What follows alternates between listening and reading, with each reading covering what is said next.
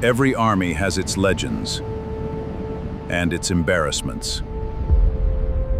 For every tank that dominated up a battlefield, The M1 Abrams entered service in 1980.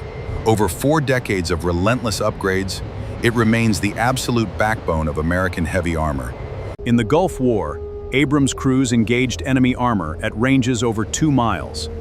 They won almost every single exchange in harsh desert conditions.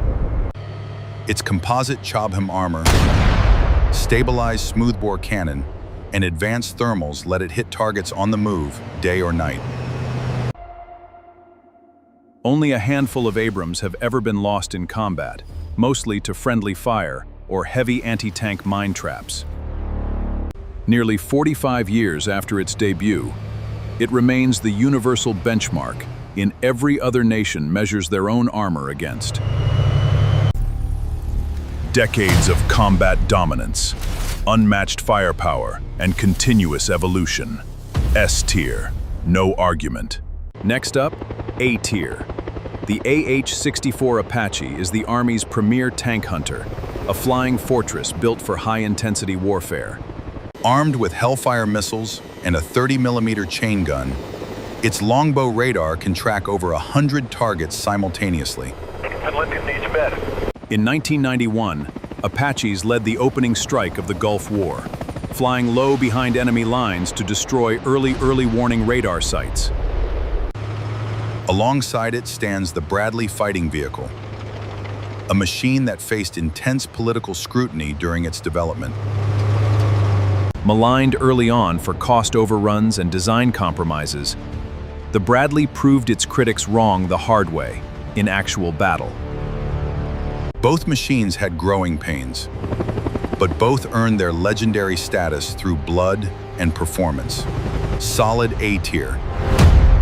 Entering B tier, the Striker, rushed into service in the early 2000s to fill a critical gap between light infantry and heavy armor. But early combat deployments revealed serious vulnerabilities to RPGs and IEDs, forcing field crews to bolt on heavy slat cages. The extra weight strained suspension systems and reduced off-road performance in deep mud and loose terrain. It isn't a failure. The Army continually upgrades its weapons and armor, but it was inherently built on compromise. Fast, highly deployable, but functionally flawed in high-threat environments. A respectable B tier. Now for the bottom of the list. Multi-billion-dollar programs that delivered almost nothing to the troops. Next, the RH-66 Comanche, conceived as a next-generation stealth reconnaissance helicopter. After 20 years of scope creep and nearly $7 billion spent, the world shifted toward unmanned drones. Canceled in 2004. 20 years of work, billions spent, and not a single production aircraft ever entered active service.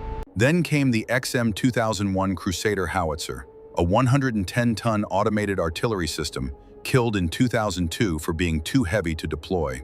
Over $11 billion spent combined. Zero combat value delivered. Pure trash tier. That's the military spectrum. From the Abrams still dominating battlefields to programs that died on executive whiteboards. The hard truth of defense procurement.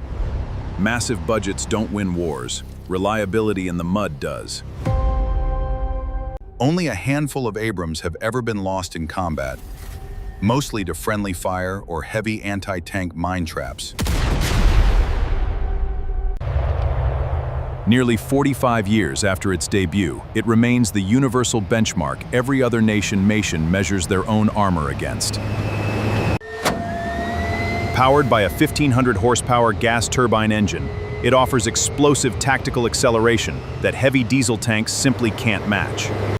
Decades of combat dominance, unmatched firepower, and continuous evolution.